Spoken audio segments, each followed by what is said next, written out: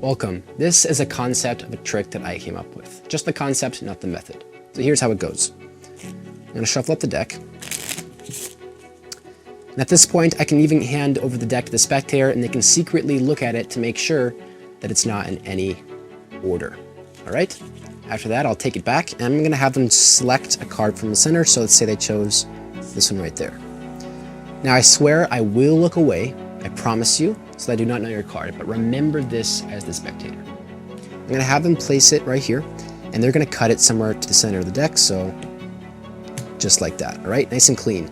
Now, I will give it a couple more cuts just to be extra safe, all right?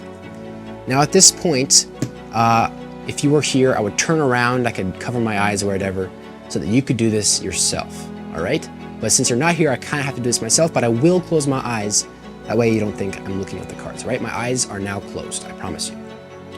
At this point, I would have the spectator spread the deck, and I'm going to do it in the opposite direction so you can actually see all the cards. I'm going to have them find their original card, so I'll show it on the screen. Now from here, in order to remove any suspicion they might have of me knowing their card or controlling it, we're going to elect a new card for them. So I'm going to have them say either above or below. Let's say they said above. Now I'm going to have them name a number between 1 and 4. So let's say they said 4.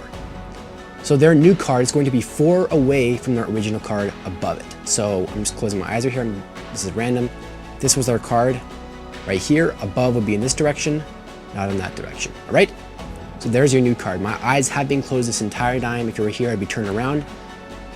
But I actually know, with even your free choice from 1 to 5, above or below, I know that your new card is the 8 of diamonds. That said, here's how it works.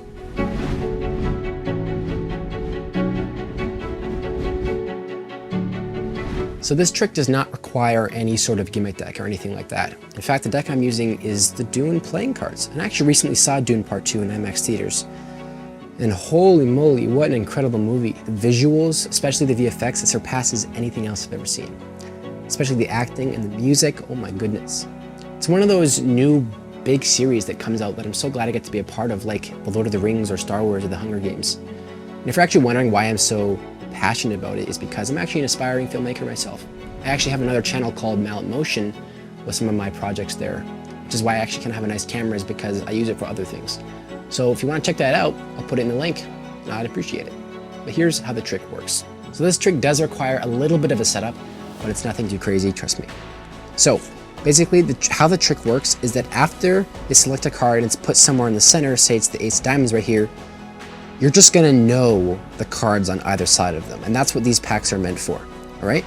Basically, how you get these two packs sandwiching their card is that after their card is placed on the top, you're gonna have both of these packs, one on the top, one on the bottom, so that when you cut it to the center, their card is going to be sandwiched by these two packs here.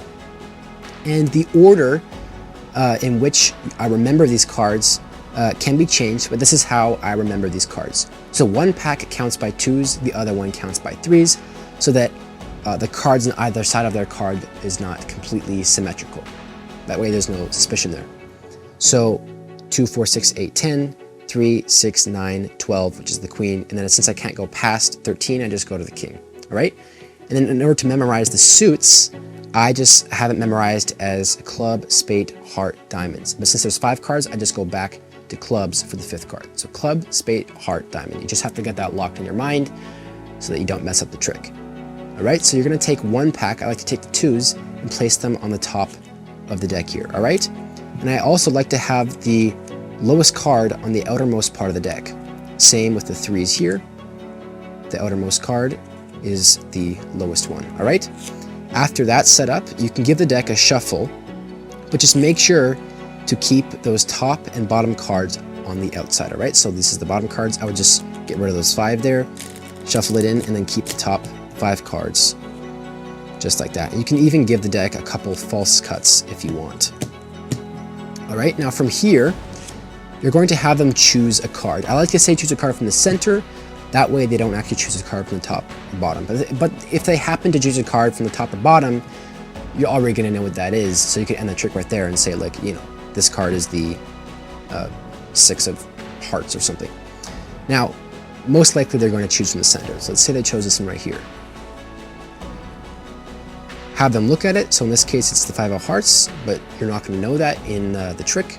Have them place it on the top of the deck, and you're going to have them cut the deck.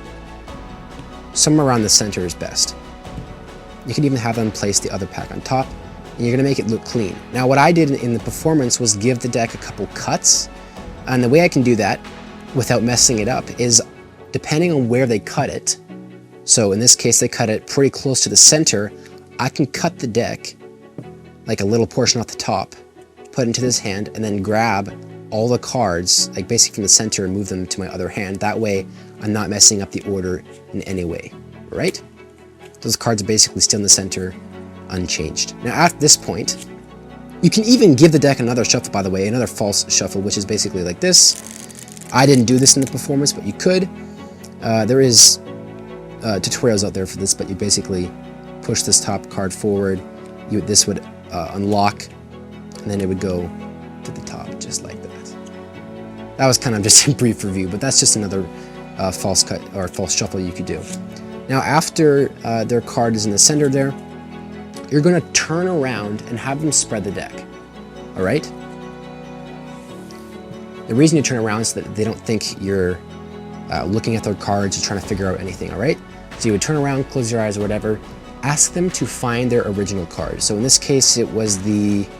Oh, I actually forget. Let me just find those cards there. Their card was the 5 of hearts, which is right here. So, now that those 2 packs are special, those 2 special packs are sandwiching their original card, you already know the cards on either side of it. You're going to ask them, or you're going to tell them that you're going to select a new card for them, or they will. So you're going to ask them to say above or below. So in this case, let's say they said below, and then you're going to ask them to say a number between 1 and 5. All right, so let's say they said 3. So I know that the cards below their original card are the ones counting by 3. They named the number 3, so I just go 3, 6, 9, because they're counted by 3.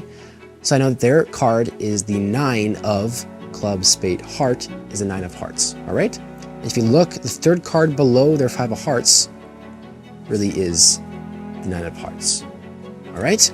So I hope I explained that well. If I didn't, let me know in the comments, because this was kind of a hard trick to record.